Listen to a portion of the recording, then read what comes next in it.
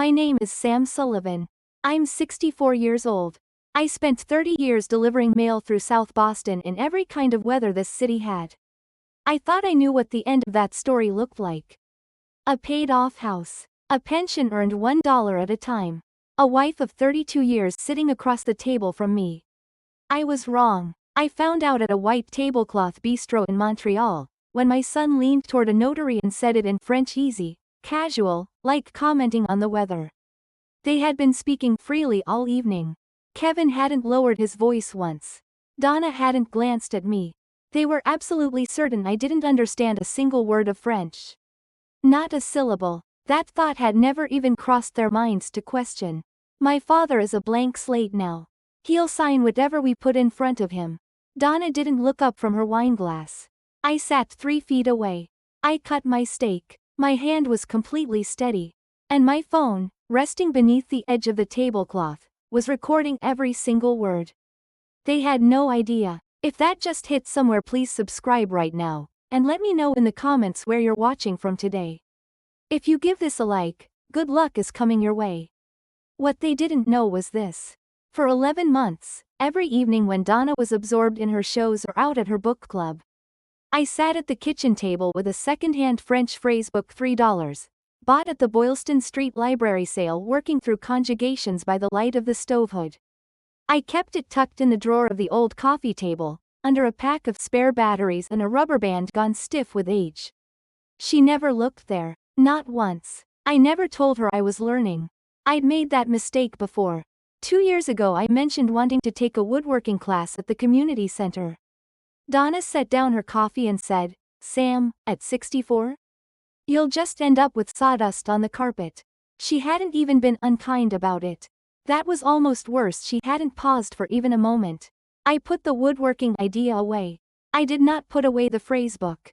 The boy I worked double shifts to buy a red bicycle for the boy, who ran out in his socks on a February morning and cried when he saw it in the driveway, had grown into a man describing his father as something to be managed. And the woman who had held my hand for 32 years had helped him prepare the paperwork. When they finally slid the power of attorney across my coffee table and handed me a pen, I looked at Kevin's face. And I answered him in French. "Your French is as hollow as your heart, Kevin. I've already moved the money." Kevin's hand stopped moving. He stared at me. His mouth opened slightly but nothing came out. He looked at Donna. Donna looked at me. She stood up straight, stepped back from the table, and pressed her hand flat against her stomach like she'd been winded.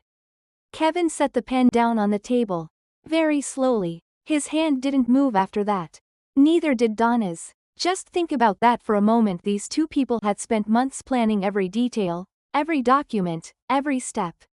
And in one sentence, in their own language, it was over. Can you imagine the look on their faces? I don't think I'll ever forget it. A lawyer walked through my front door 30 seconds later with a restraining order. 30 years of delivering other people's mail taught me one thing: the most important messages are always the ones nobody thinks you're reading. The Social Security statement had come on a Tuesday, same as always, slipped through the mail slot at 7:14 in the morning.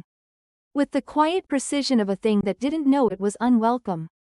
Sam Sullivan sat at the kitchen table in his house on Dorchester Avenue, the same table he'd sat at for 22 years. The same chair with the slightly uneven leg that he'd shimmed with a folded matchbook sometime around 2008. And never gotten around to fixing, and he read the statement the way a man reads a letter he already suspects is bad news. Slowly, carefully, twice. The numbers were right. He knew they were right. He'd been tracking them in a small spiral notebook he kept in the nightstand drawer. The kind of notebook you could buy at a CVS for $1.49, nothing special, but it held everything he needed. Social Security, the pension from his 30 years at USPS, the 401k balance he'd been building since 1989, back when Kevin was still in elementary school, and $1,000 felt like a fortune. He'd added it all up last Thursday and again on Saturday, and the numbers didn't lie. The numbers never lied. That was the thing about numbers: they were patient. They waited. The house was quiet in the way that South Boston houses get quiet on a gray November morning, not peaceful exactly, but holding its breath. Through the kitchen doorway Sam could hear Donna in the bedroom, her voice low and continuous. The particular cadence she used when she was on the phone with Kevin, a kind of leaning forward quality to it, like she was sharing something urgent across a long distance. She'd been on the phone a lot lately. More than usual. He'd noticed it the way he'd noticed a lot of things lately. Without comment, without reaction. The way you learn to notice things when you've been a letter carrier for 3 decades. You observe, you log, you move on.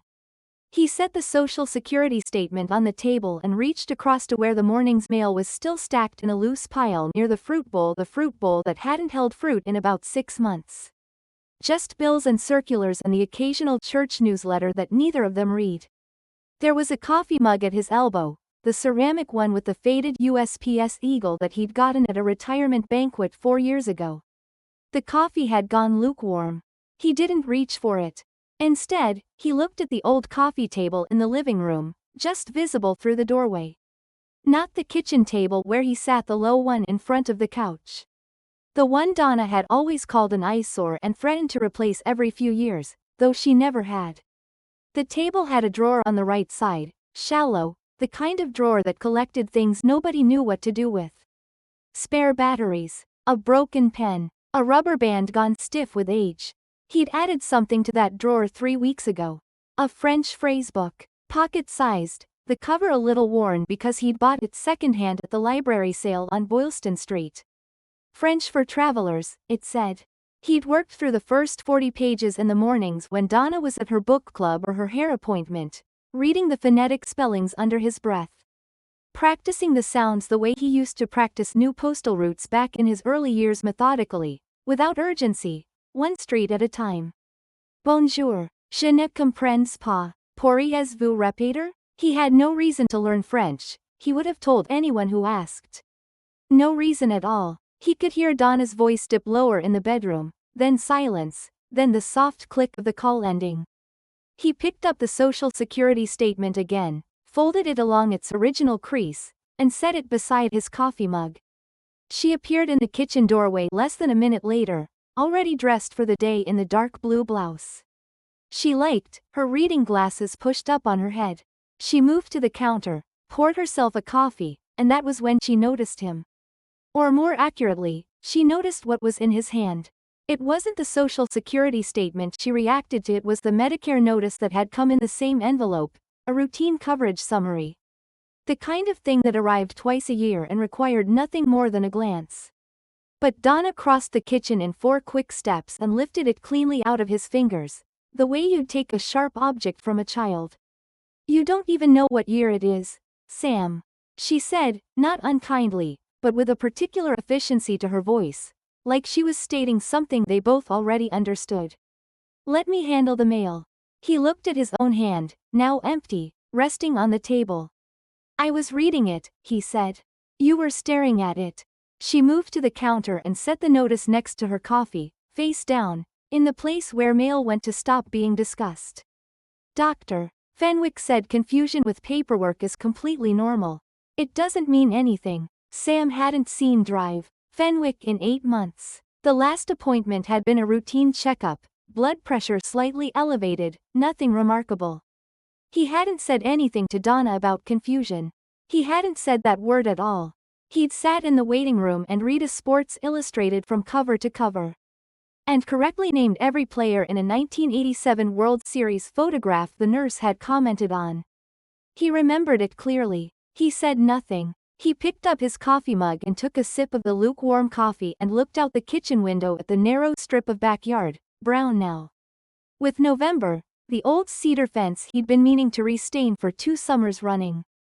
Donna moved around the kitchen with her usual morning efficiency, opening the refrigerator, closing it, rinsing her coffee spoon, setting it in the drying rack. She had her purse on the counter, the large tan one she'd bought at the outlet mall in August.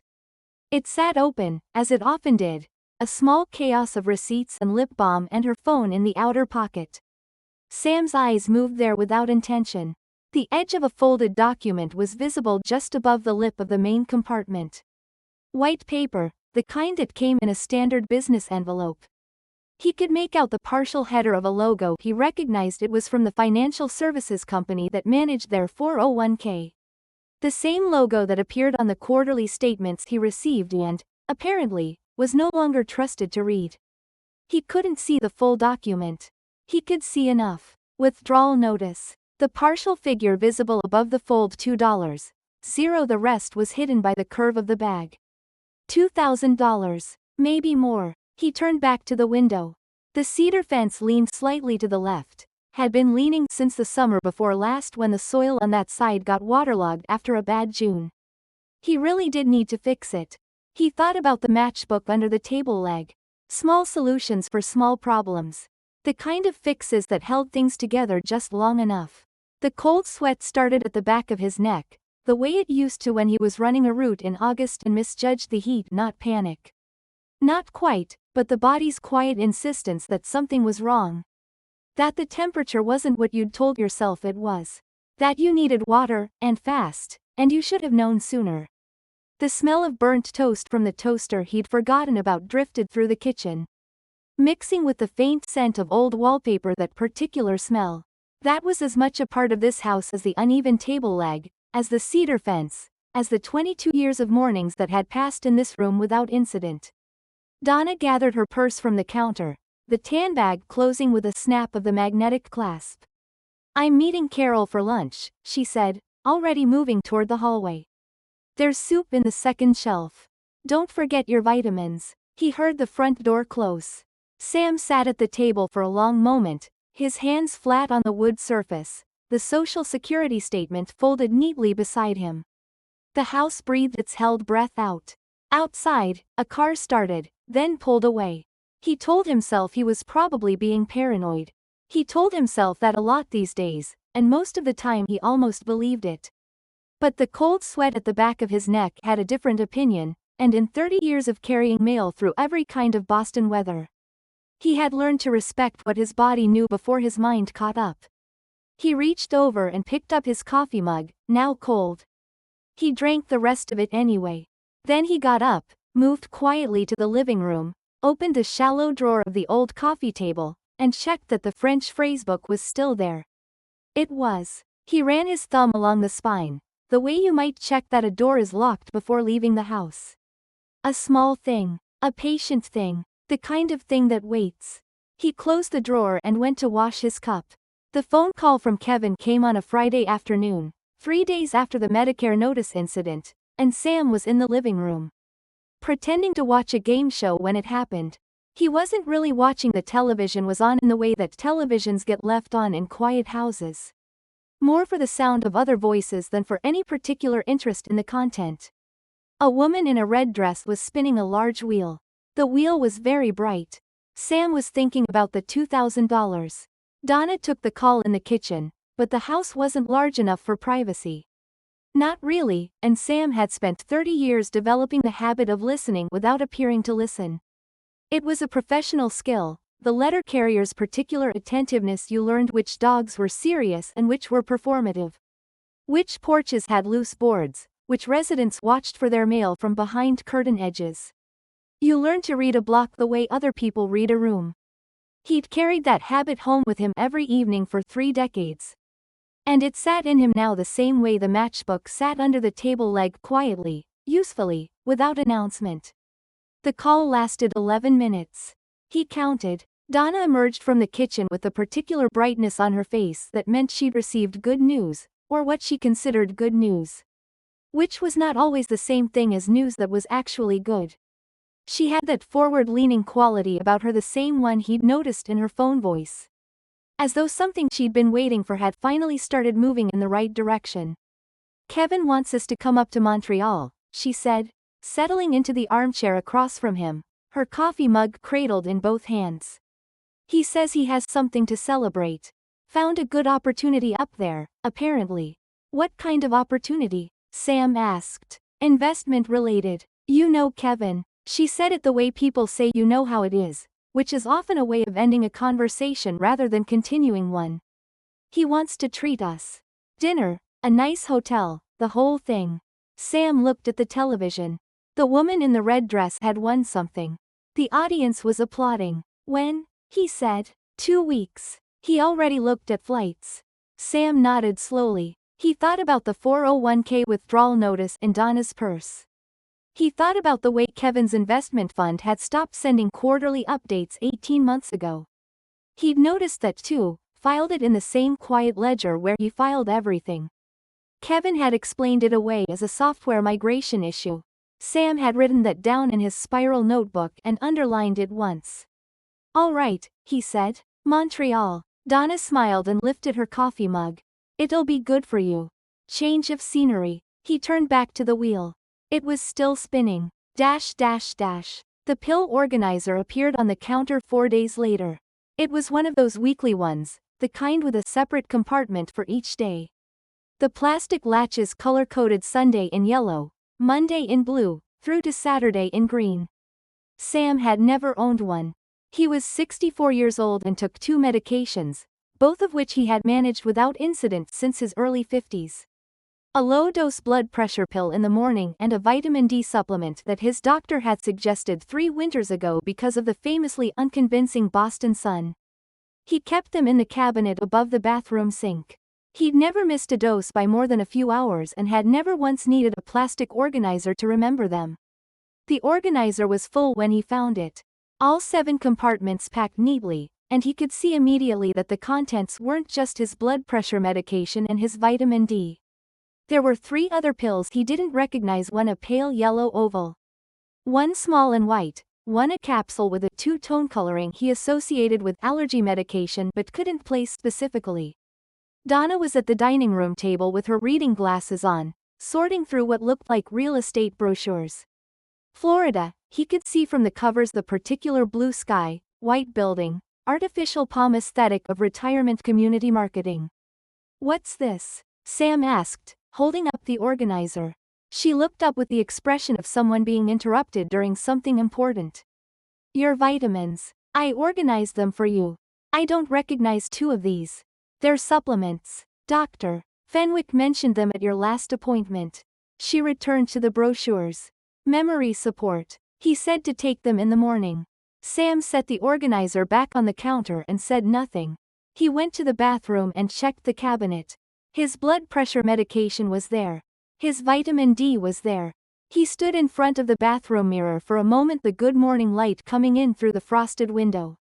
The kind of light that didn't flatter anyone over 60 but told the truth, and looked at himself the way he'd looked at the Social Security statement. Carefully, twice. He did not take the unidentified pills. He took his blood pressure medication and his vitamin D and put the organizer back on the counter exactly as Donna had left it. That evening, he pressed the pale yellow oval and the small white pill between 2 pieces of tape and wrote the date on a strip of paper. And placed them in the back of his spiral notebook. He would look them up later. He was in no rush. The gap she kept describing, the fog, the confusion. The "you just don't remember." Sam had a particular texture to it that bothered him more than the specific instances. It wasn't that his memory was failing. He knew this the way he knew the streets of his old route, the way he knew the weight of a full mailbag on a cold morning.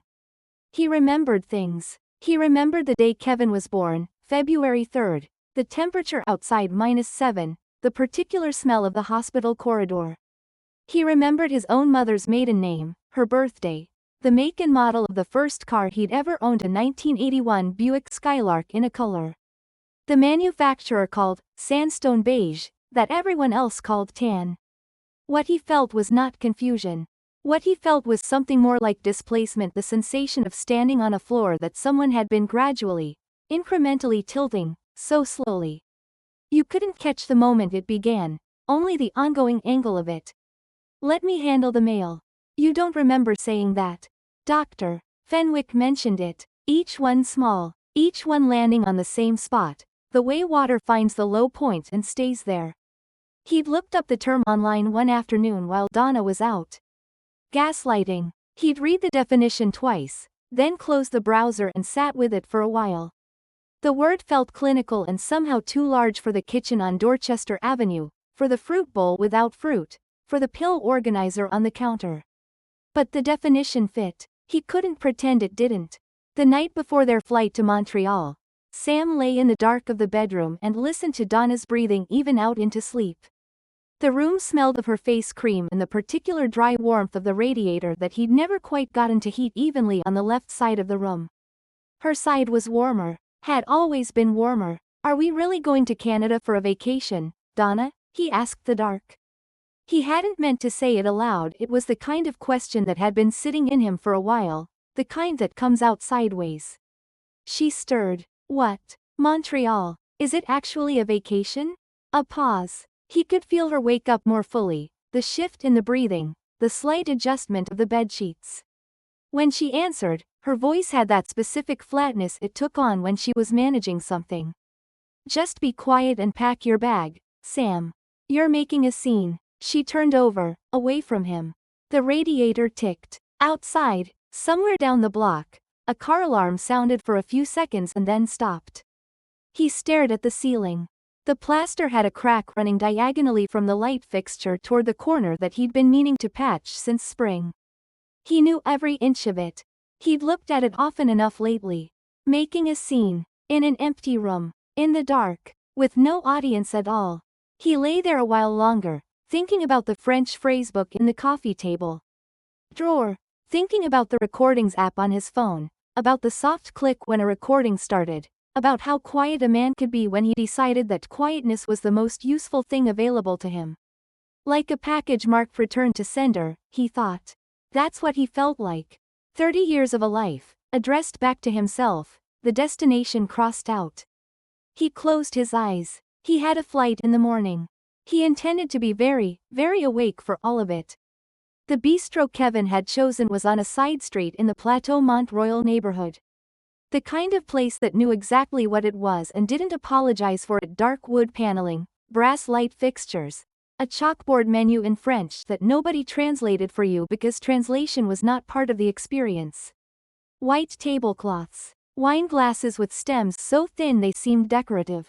Sam had dressed carefully for the evening: his good navy blazer, the charcoal slacks, the tie with the small repeating geometric pattern that Donna had given him for their anniversary years ago.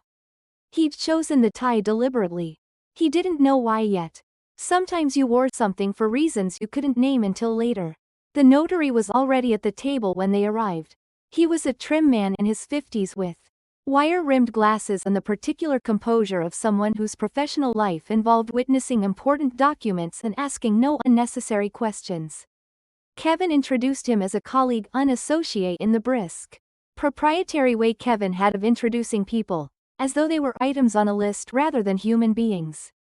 His name was Gautier. He shook Sam's hand with a dry, practiced grip and said something in French that Sam nodded at without responding to. They sat. The waiter came. Kevin ordered in rapid, fluid French, the kind of French that lived in someone's mouth as a native language. Not the kind that came out of a phrasebook on the library sale table. Sam had known, abstractly, that Kevin spoke French. He'd learned during his Montreal years, his 20s, the time before the investment fund. And the expensive apartment and the expensive suits that Kevin wore now with the confidence of a man who hadn't yet been asked to explain where the money went. Sam hadn't heard him use it much. He heard it now. Sam ordered the steak in English. The waiter repeated it back to him in English without inflection, the professional courtesy of a man who had seen every kind of tourist. For a while the dinner was what it appeared to be. Kevin talked about Montreal, about the city's energy, about a development in the financial markets. He described in the vague, optimistic language of a man who is professionally committed to optimism. Donna asked questions in the right places. The bread arrived, then the wine. Sam ate his bread and drank his water and watched. He'd placed his phone on the table at the start face down, the case angled slightly, so the small microphone opening faced the center of the table, toward Gautier and Kevin. He'd practiced this at home, 3 times, until it was natural. A man resting his phone on a restaurant table was invisible. A man resting his phone on a restaurant table was every man at every restaurant. He pressed record under the edge of the tablecloth as they sat down. The shift happened partway through the appetizers, when Gautier said something to Kevin in a low voice and Kevin glanced at Sam with a quick, measuring look. The kind of look that assumes it isn't being measured in return and then answered. Sam watched Kevin's face in that moment. He'd been watching Kevin's face for 35 years, since the February morning they'd brought him home from the hospital, since the countless evenings of helping with homework and driving him to baseball practice and waiting up past midnight for headlights in the driveway. He knew Kevin's face. He knew what it looked like when Kevin was working something out. Kevin turned toward Donna and said, in French, in a comfortable, conversational tone, as though the man 3 feet away were furniture, "My father is a complete blank slate now. He'll sign anything as long as we tell him it's for his insurance." Donna reached for her wine glass. She answered without looking at Sam, without the smallest flicker of conscience in her expression, without a pause, without anything at all. "I just need the 401k access. Then we can move him to that cheap facility near Quincy and be done with it." Gautier smiled at something Sam couldn't quite hear, a low murmur of assent or appreciation. The steak arrived. Sam looked at his plate. The cut was beautiful, perfectly seared on the outside, the exact temperature he would have ordered if anyone had asked him, set on a small pool of burgundy sauce. A sprig of rosemary propped against it like a prop in a painting. He picked up his fork and knife and began to cut it with the careful, unhurried movements of a man eating his dinner. His hand found the water glass. He gripped it. The crystal was thin and expensive, and he could feel the resistance of it against his fingers. The way glass pushes back against pressure with a kind of polite warning. He released it before anything happened. Kevin was laughing now, a natural, easy laugh at something Gautier had said. And Sam looked at his son's face in the amber light of the bistro, the jaw that was his jaw, the set of the shoulders that Donna always said came from her side, but Sam had always known came from his father, and he experienced a sensation he couldn't name for a moment, something below anger and above grief. The particular cold of a thing you've understood but not yet believed. He kept his eyes on his plate. He cut another piece of steak. The meat was good. The sauce was rich. He noted this with the same part of himself that noted postal routes and Medicare statements. And the angle of a floor that was being tilted so slowly you couldn't catch the moment it started. Kevin pointed at something on Sam's tie, a small spot, a fleck of sauce that had dropped during the first few bites, and said to Gautier, gesturing with his wineglass, "The senile postman. 30 years delivering other people's letters, and he can't even dress himself for dinner." Gautier chuckled. Donna looked at her phone. The bite of steak in Sam's mouth tasted like iron. Like the specific metallic quality of a thing you've bitten down on that you didn't expect. He chewed slowly. He swallowed. He reached for his napkin and blotted the spot on his tie with the kind of measured care that could have been interpreted, by anyone watching, as the fumbling of a man who'd been told he couldn't manage his own mail. He pressed the napkin corner against the tie. He held it there an extra moment. Under the table, his thumb moved once across the phone screen, checking the recording was still running. It was. The red waveform pulsed in silence against the white background, catching everything. He looked up from his tie and found Kevin watching him with the comfortable, half-fond expression of a man watching something he's decided not to feel bad about. Sam met his son's eyes. He nodded, the small acknowledgement of a man who hadn't understood a word of the last 10 minutes. Kevin smiled and looked back at Gautier. The restaurant noise wrapped around the table. Silverware on china. The murmur of other conversations. A woman at the bar laughing at something. Somewhere in the kitchen, the low percussion of a busy service. Sam ate his steak. He kept his ears wide open. He kept his face entirely still, the practiced stillness of a man who has spent 30 years in the weather of other people's mornings. Who has learned that the best thing you can sometimes do on a bad route is to keep walking, head down, and deliver every piece of mail in your bag before you let yourself feel a single thing about the day. He would feel it later. Not here. The hotel room was on the 8th floor, overlooking a stretch of downtown Montreal that glittered in a way that had nothing to do with how Sam felt looking at it. He stood at the window in his undershirt, his blazer hung carefully over the desk chair, the tie with the sauce stain draped over it. The city was all lit windows and headlights and the particular anonymous luminescence of a place that doesn't know you're looking at it. He'd stood at windows like this before, hotel windows on USPS conference trips in the mid-90s, a union meeting in Hartford, a training weekend in Providence, and the view from this kind of height. had always made him feel vaguely smaller in the way that didn't matter, the manageable smallness of a man among millions of other men, none of them particularly notable. That was fine. He'd never minded being unremarkable. This was different. Donna was in the bathroom. He could hear the sink running, the particular routine of her nighttime process that he had listened to through bathroom walls for 32 years of marriage without ever once having a reason to count the sounds and note that he could reconstruct the entire sequence from memory. He noted it now. It made him feel something he couldn't locate. He turned away from the window and sat on the edge of the bed, his elbows on his knees, his hands loose and open in front of him. The room was a good room. The hotel had that particular quality of expensive neutrality. Everything beige and cream and gray, designed to belong to anyone and therefore to no one. He thought about his bedroom at home. The crack in the plaster running toward the corner. The radiator that heated Donna's side more than his. He had slept in that bedroom for 22 years. He could close his eyes and find every wall in the dark. He opened his eyes. Donna's suitcase was on the luggage rack at the foot of the second bed. They'd been given a room with 2 queens, and Sam had understood without discussion that this was the arrangement. She'd unpacked her immediate things, the toiletries bag now in the bathroom, the robe hung on the back of the closet door. The suitcase was half open, the top flap folded back, the contents still partially visible in the way of a suitcase that had been opened for essentials and not yet reorganized. He saw it from the bed. He wasn't searching. He didn't have to search. The document was in the mesh interior pocket of the suitcase. The kind of slim pocket designed for passports or boarding passes, but this was something else, more pages, folded once along the center. The header was visible even from where he sat. A letterhead with a Boston address. A law firm name he recognized vaguely, the kind of name that came in threes, the kind that appeared in the back of newspapers. He crossed the room in 4 steps and took it out. It was 14 pages, single-spaced, the language dense with the particular formality of legal documents. The language that existed to be precise in ways that left no room for argument or sentiment.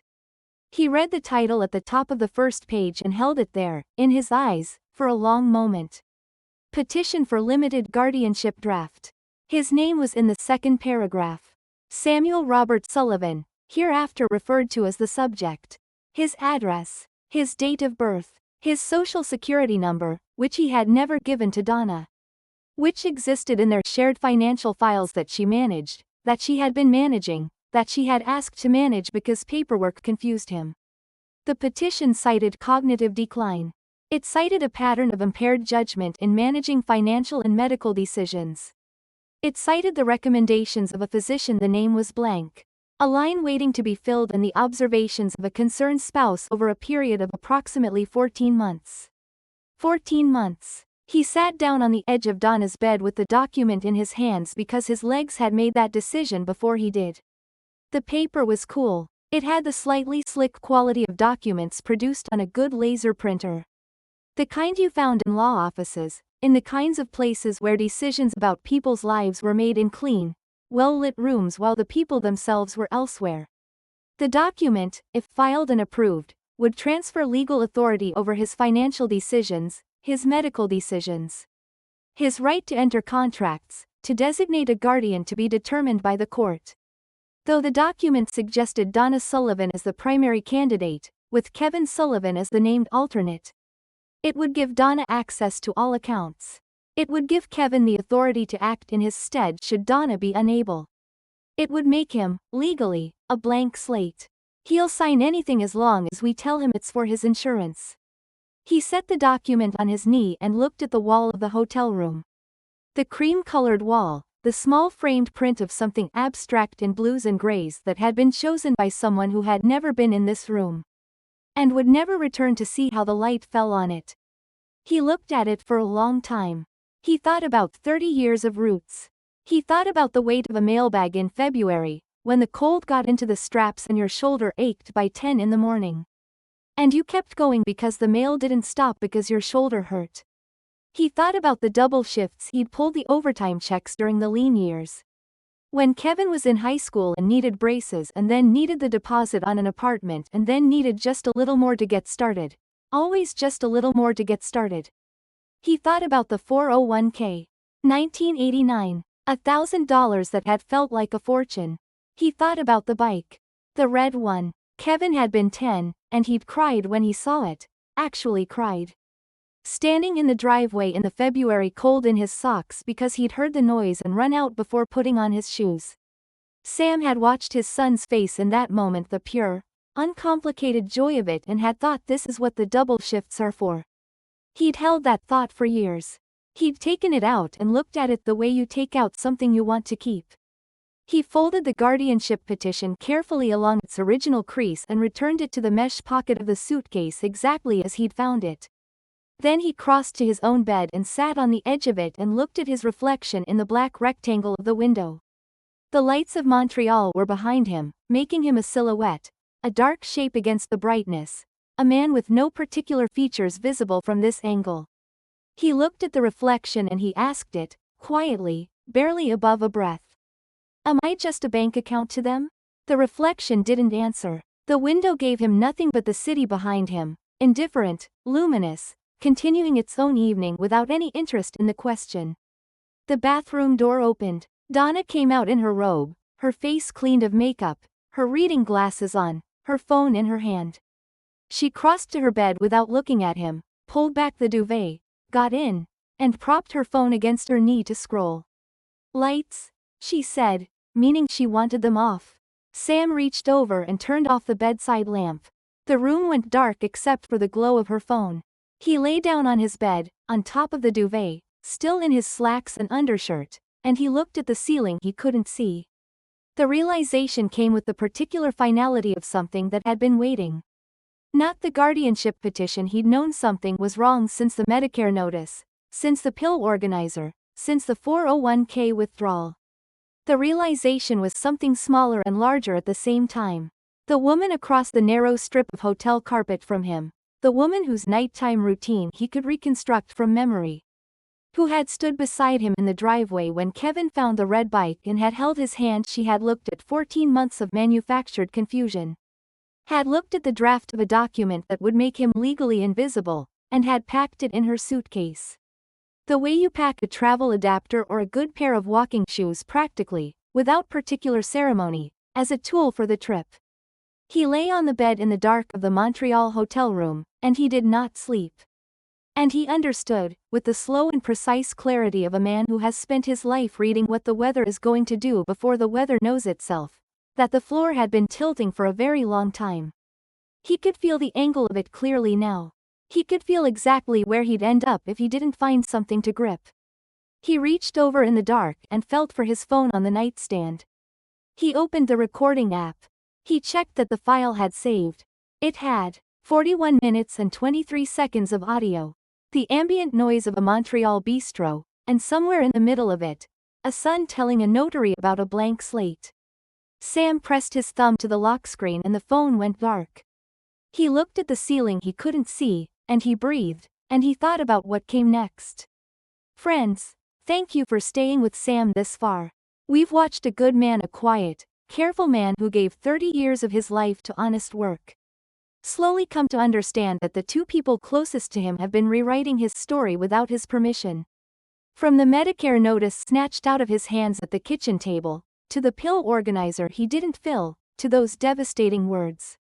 Spoken at a Montreal bistro in a language they assumed he couldn't understand, and finally, to that guardianship petition discovered in a hotel room in the dark.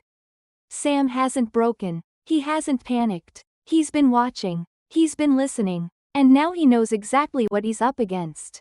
The second half of this story is where everything changes. Stay with us because Sam Sullivan isn't finished yet. Not by a long way. Memory doesn't announce itself. It arrives sideways, through a smell or a particular quality of light. And suddenly you're not where you are anymore, you're somewhere else entirely, and the somewhere else is more real than the room you're sitting in. Sam was on a return flight to Boston, the window seat, Donna asleep in the aisle seat with her travel pillow, when the memory came. It came through the small oval of the airplane window, the gray-white of the cloud cover below. And it placed him without warning, without ceremony at the USPS Christmas party of December 1995. The Parkway Ballroom in Dorchester. The long tables with the paper tablecloths and the centerpieces that the social committee had made from red and green tinsel. Someone's uncle playing standards on a keyboard in the corner. The particular smell of institutional coffee and someone's good perfume. He'd won Carrier of the Year.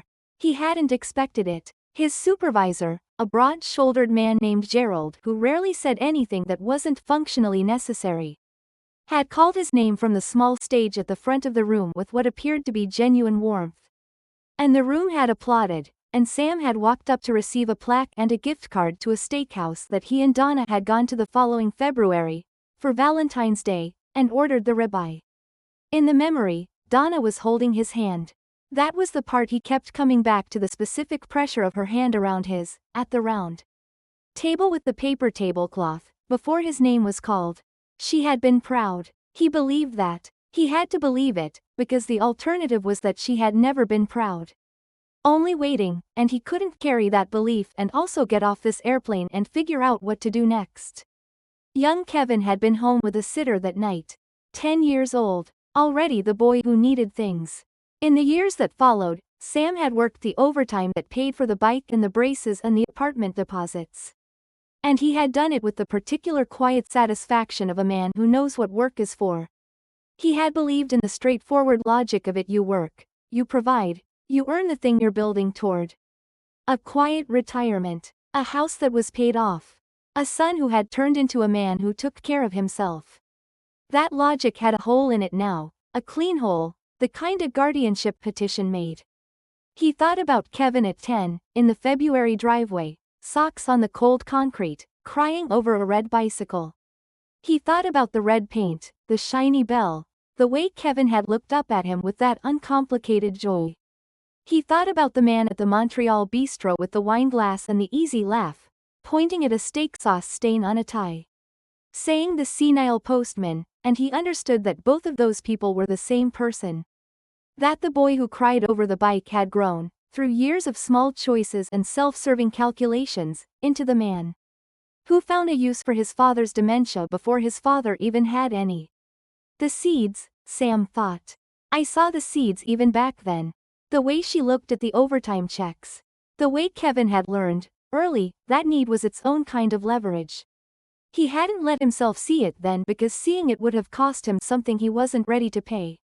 He was ready now. Outside the airplane window, Boston was resolving out of the cloud cover, the specific gray-brown of a New England November. The harbor, the highway, the neighborhoods stacked against each other in the particular dense way of old cities. He could see South Boston from the angle of descent, or thought he could, the streets laid out in their familiar grid. 30 years of that grid in his feet.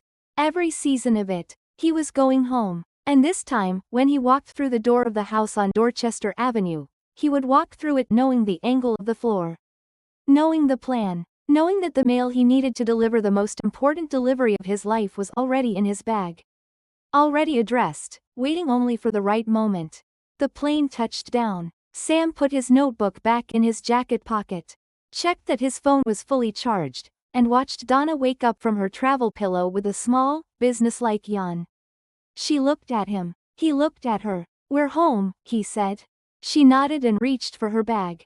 He looked out the window at the tarmac, the ground crews in their orange vests moving with efficient purpose in the cold. Men with jobs to do. He had always respected that. He had always understood it. He had a job to do. The law office of Sarah Kendall was on Commonwealth Avenue, second floor above a dry cleaner. The kind of location that wasn't chosen for prestige but for rent, which was fine with Sam because he wasn't there for prestige. The stairs were narrow and the landing smelled faintly of cleaning solvent from the business below, and the office itself was a two-room suite with mismatched chairs in the waiting area and a reception desk. Managed by a young man with wire-rimmed glasses who offered Sam coffee and meant it. The coffee was good. Sam held the paper cup and read the certificates on the wall while he waited. Sarah Kendall was 52, dark-haired, with the particular directness of a person who has spent years in rooms where people minimize, deny, and underestimate what is happening to them. And has learned to cut through that with precision and without impatience. She had spent 20 years on elder abuse and financial exploitation cases. She had a small bookcase behind her desk with fat spiral-bound folders that Sam recognized as case archives. He could tell from the tabs, the dating system. The particular careful organization of someone who had learned that documentation was everything. He sat across the desk from her and laid out what he had. He placed the spiral notebook on the desk first, the one with the 401k tracking, the medication inventory, the date-stamped note about the pill organizer, the strip of tape with the unidentified pills. Then the phone, which he unlocked and opened to the recording files. 41 minutes and 23 seconds from the Montreal bistro. He pressed play and let a 60-second excerpt run. Kevin's voice, the easy French, the words blank slate clear in the audio. Even through restaurant noise, and watched Sarah Kendall's face. She listened without expression. When he stopped the recording, she asked one question. Is there more? There's a draft petition, Sam said. He reached into the manila envelope he'd brought and produced the photograph he'd taken of the guardianship document on his phone, printed at the FedEx on Washington Street. 14 pages. He'd numbered them in the corner with a pencil before printing, the way he used to number long delivery manifests. Sarah Kendall read the first 2 pages. Then she set them down and looked at him directly. Mr. Sullivan, do you know what you're sitting on? I have a general idea, Sam said. This is a coordinated financial exploitation attempt against a competent adult. The recordings constitute evidence. The guardianship petition is a legal instrument intended to strip you of your rights under false pretenses. She reached across the desk and pushed the photograph back toward him. Have you taken a cognitive evaluation recently? He had. He'd known he would need it before he ever walked through her door. 3 weeks after Montreal, he'd driven to a neurological assessment center on the other side of the city. Not his regular doctor, not anyone connected to the name Drive. Fenwick that Donna had been dropping and paid out of pocket for a full evaluation. 4 hours. The results had come back in a sealed envelope that he'd opened at the kitchen table on a Tuesday morning. The same table where this whole thing had started, with a social security statement. And he'd read them with the same care he gave every document that mattered. He placed the sealed results envelope on Sarah Kendall's desk. She opened it, read it, set it beside the guardianship photograph. She folded her hands on the desk and looked at him with something that wasn't quite surprise, but was its neighbor, the look of a person whose expectations have been confirmed at a level higher than anticipated. 94th percentile in executive function, she said. 91st in working memory. I know, Sam said. I'd like to frame this, she said, and he understood she didn't mean literally. Only that it was the specific and irrefutable thing that an elder exploitation case built itself around: documented competence, in black and white, in the handwriting of someone with no stake in the outcome. They worked for 2 hours. Sarah Kendall outlined the path: the restraining order petition, the financial protection steps, the account restructuring that needed to happen before any counter move became visible to Donna or Kevin.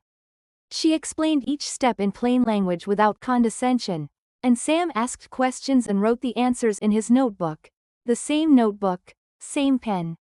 The same small shorthand he developed on postal routes to track house numbers and delivery notes. That afternoon he went to a bank he'd never used before, a credit union on the other side of town, one he'd found without Donna's knowledge. One that existed in no paperwork she had access to. He opened a new checking account and a savings account and linked them to his pension and his Social Security. The process took 40 minutes. The branch manager walked him through the forms with the steady helpfulness of someone doing a straightforward job well. Sam signed his name on the account authorization documents. The pen moved across the paper and the signature came out clean and certain, the specific loops and angles of a name he had signed for 64 years. A name that belonged to him, that had always belonged to him, that nobody had managed to take away yet. He sat in his car in the credit union parking lot and placed his hands on the steering wheel and looked at the building for a moment. The fluorescent light visible through the glass door, the small FDIC sticker, the ordinary Tuesday afternoon of it. He thought about the shredder in Sarah Kendall's law office, the sound it made processing documents he no longer needed to be afraid of. It had a good, clean sound. The sound of a thing moving in the right direction. I'm not a ghost yet, he said to the windshield. His voice was firmer than it had been in years. He could hear it. He drove home. Back at the house on Dorchester Avenue, he moved through the rooms the way he always moved through them. Nothing different in his pace or posture, nothing visible. He fixed dinner. He ate. Donna talked about a retirement community in Sarasota she'd found online, the amenities, the clubhouse, the warm winters. He listened and nodded in the right places and said it sounded nice. She went to bed at 10:30. Sam stayed up. He sat at the kitchen table with his coffee and his notebook, going through the next steps Sarah Kendall had outlined. The account transfer would be complete by Thursday. The recording had been transferred to 3 separate secure locations emailed to himself. A USB drive in a safety deposit box he'd rented at the credit union, and a copy with Sarah Kendall's office. The guardianship petition couldn't be filed without a physician's signature, and the physician's name was still blank, but Kevin and Donna didn't know that he knew that. They thought they had more time. They thought they were working with a man who didn't know what year it was. Outside, the November wind found the old cedar fence and the fence leaned a little more to the left. Sam made a note in his notebook to fix it in spring, when the ground thawed out. He made a note of several other things. Then he closed the notebook, rinsed his coffee cup, and went to bed. In the morning, there was more to do. It happened on a Thursday afternoon in December, the light coming in low and flat through the living room windows the way December light always did in South Boston, not warm, but not hostile either, the light of a season that had made its position clear. Sam was sitting in his usual chair with his coffee, apparently reading the newspaper, when Donna came downstairs with the large tan purse over her shoulder. And the particular deliberateness of movement that Sam had learned to recognize as her version of resolve. Kevin was on the couch.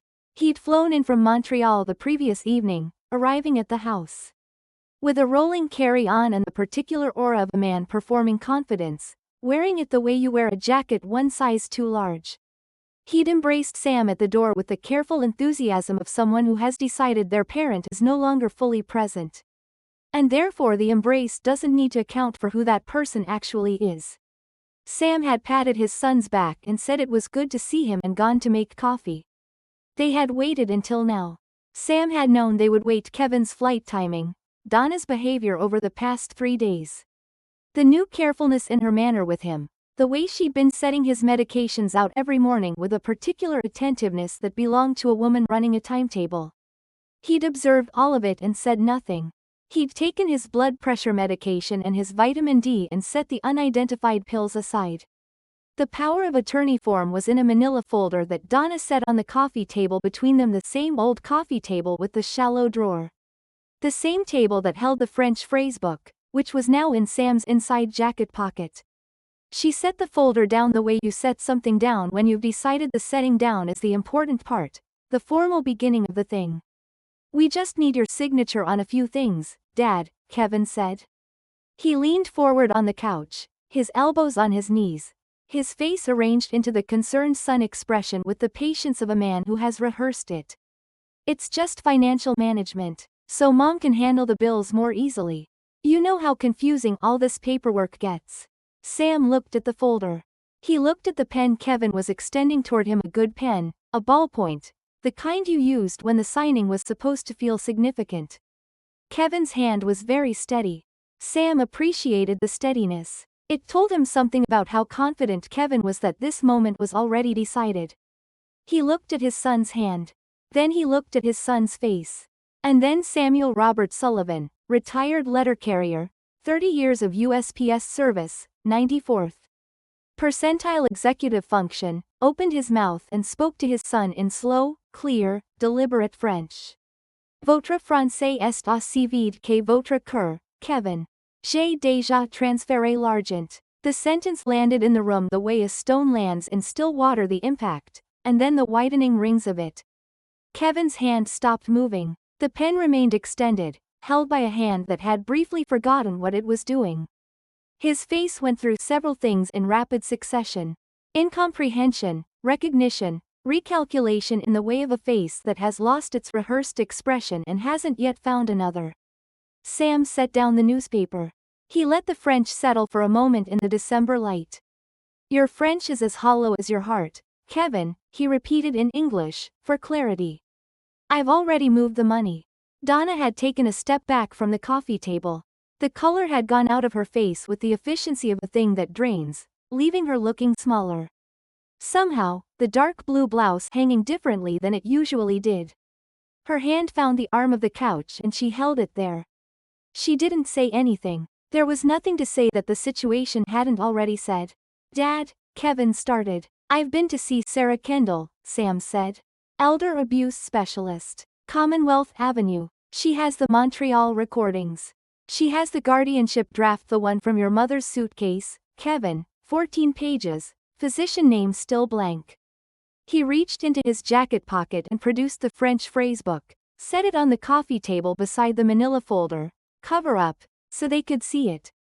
French for travelers. Library sale. $3. Kevin stood up from the couch. He had the look of a man whose plan has just resolved into its actual shape and found it much smaller than expected. You don't understand what you're. I understand exactly what I'm doing. Sam's voice was level. It was the voice he used when the weather was bad and the route was long and you had a bag full of mail and it was going to get delivered regardless. Sit down, Kevin. Kevin sat. Possibly because of the voice. Possibly because the front door had opened. Sarah Kendall came in first. She was in her good coat, the dark one, with the manila envelope under her arm that contained the restraining order. And the accompanying financial protection order that the court had signed that morning. Behind her was a Boston police officer, a woman named Officer Reeves whom Sam had met once at Sarah's office during the paperwork process. Who was there as a formal witness to the service. The third person through the door was the notary from the credit union, the man who had helped Sam open his accounts 3 weeks prior. Who was there to certify the financial documents? Donna made a sound Sam had never heard her make before, not crying, not exactly, more like the sound of an argument leaving a room all at once. Sarah Kendall set the restraining order on the coffee table beside the power of attorney folder and the French phrasebook. Mrs. Sullivan, Mr. Sullivan, she addressed Kevin. I'd advise you not to say anything further without counsel. The room held its breath the way the house on Dorchester Avenue held its breath on November mornings.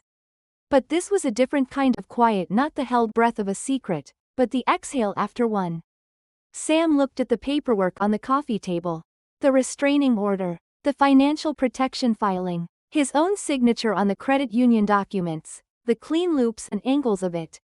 For 30 years, paperwork had moved through his hands in volumes. He couldn't count invoices, notices, statements, bulk mail, certified letters. The whole bureaucratic language of a country communicating with itself. He had delivered every piece. He had never once failed a route. Today, the judge said out loud what I'd been screaming in my heart for years. He thought it clearly, the sentence complete and whole, as though it had been waiting to be thought. The restraining order made it official. The financial protection order made it permanent. The cognitive evaluation that Sarah Kendall had filed with the court made it unambiguous who, in this room, had been managing his own affairs all along. For once, the paperwork was working for him. He looked at Kevin, who was looking at the floor. He looked at Donna, who was looking at nothing in particular. A woman staring at the middle distance of a plan that hadn't accounted for the man it was built around. Sam stood up. He was 64 years old, and he stood up the way a man stands when the route is done straightening fully, the specific relief of a long day completed. He picked up the French phrasebook from the coffee table. He put it back in his inside jacket pocket. He wasn't sure why he did that. It felt right. I'll get my coat, he said to Sarah Kendall. He got his coat. He left the room. He did not look back. The apartment was on the 4th floor of a building in Jamaica.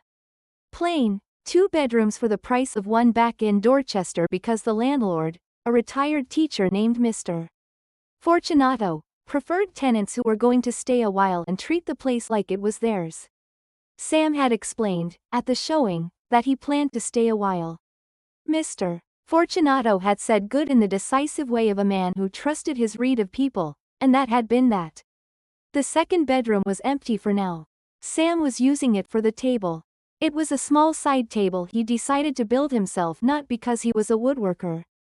Not particularly, but because he'd found a beginner's project guide at the same library. where he'd bought the French phrasebook, and because there was something he needed about the process of building a thing with his hands that couldn't be satisfied by buying one. He'd bought the wood at a lumberyard in Roxbury, carried it up 4 flights in 2 trips, and laid it out on the bedroom floor according to the diagram. He'd spent a Saturday and most of a Sunday on it, measuring 3 times before cutting, working slowly, getting it wrong twice in small ways and correcting them. The table now stood on its own 4 legs in the center of the room, not perfect. One corner was sanded slightly more aggressively than the others, a visible asymmetry if you looked closely but solid. Present, made from pieces that had nothing to do with anyone else. He stood in the doorway of the second bedroom and looked at it in the morning light. Then he went to the kitchen and made coffee. The Social Security deposit had come through to the new account the previous Friday, the first one routed entirely through the credit union. The first one in over 2 years that required nothing from Donna to process. Sam had checked his phone when the notification came and read the amount and put his phone face down on the counter and stood at the kitchen window. This window. The new window, overlooking a narrow side street with a bakery on the corner, whose exhaust fan released the smell of bread beginning at 5:30 in the morning, and breathed for a moment.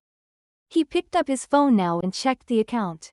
The deposit was still there, stable and unremarkable in the way of things that belong to you without condition. He put the phone down. The community center was 3 blocks away. He'd found it the second week in the apartment, walking the neighborhood in the way he used to walk postal routes methodically, block by block, noting what was where. The center had a woodworking room, which he hadn't expected, and which had made him stand in the doorway on his first visit with an expression he couldn't fully account for. It also had a Thursday morning coffee hour that met in the main room near the front windows, the kind of event that a poster described as informal, come as you are, which was either an invitation or a warning depending on who you were. He'd gone the second Thursday. He'd gotten coffee from the urn near the door and sat in one of the folding chairs near the window. And a woman had sat down next to him and asked if this was his first time. Her name was Elise. She was 67, a retired librarian from Brookline, with reading glasses on a beaded chain and the particular quality of attention that some people carry without effort. The quality of actually listening to what you're saying rather than assembling their response while you speak. He had noticed it immediately. He hadn't realized, until he experienced it again, how long it had been since someone had listened to him that way. They'd talked for 40 minutes about things that didn't matter at all. The bakery on the corner. A documentary about migratory birds she'd seen on public television. Whether the maples in the park changed color before or after the oaks, and Sam had walked home afterward through the Jamaica Plain streets in the November cold, feeling lighter than he had any rational reason to feel, the specific lightness of a man who has been carrying something heavy for a long time and set it down somewhere and not yet picked it back up. He went back the following Thursday. Elise was there. They talked about the migratory bird documentary in more detail because she'd found additional reading on the subject, which was the kind of thing she did. He told her he'd been a letter carrier for 30 years. She said she imagined you got very good at reading a neighborhood from that. He said yes, that was exactly right, that was exactly it. He didn't tell her the rest of it. Not yet. Maybe eventually. The apartment had a quality of quiet he was still learning. Not the held breath quiet of the house on Dorchester Avenue, not the quality of a silence that was concealing something. This was different, the quiet of a space that contained only what he'd chosen to put in it, and nothing that worked against him. In the mornings he made coffee and stood at the window and watched the bakery across the street and thought about the day ahead. And the day ahead contained nothing he hadn't agreed to. He had not fully understood, until it was gone, how much of his life had been organized around things he hadn't agreed to. The cedar fence on Dorchester Avenue he would not fix. That was not his problem anymore. He had other things. He picked up his coffee mug, the same ceramic one with the faded USPS eagle, which he'd packed in the first box when he moved, and carried it to the second bedroom and stood in the doorway looking at the table he'd built. The light from the window caught the grain of the wood and the slight asymmetry of that one corner, the record of his learning curve. The evidence that he'd done it himself and gotten it approximately but not exactly right, which was honest. Sam Sullivan was 64 years old. He had 30 years of service and a pension and a social security check that went into an account with his name on it and nobody else's. He had a French phrasebook in a drawer, this drawer, the nightstand by his new bed, and a community center 3 blocks away, and a Thursday morning, and a woman who listened when he talked. He had a table he'd built with his hands in a room that was his. Starting over, he had come to understand, was not what happened when you failed. Starting over was what happened when you finally stop letting a failing thing continue. For the first time in years, Sam Sullivan signed his own name in his own mind, ran the full letters of it. The specific loops and angles that had been his since before he could read, and it felt like his.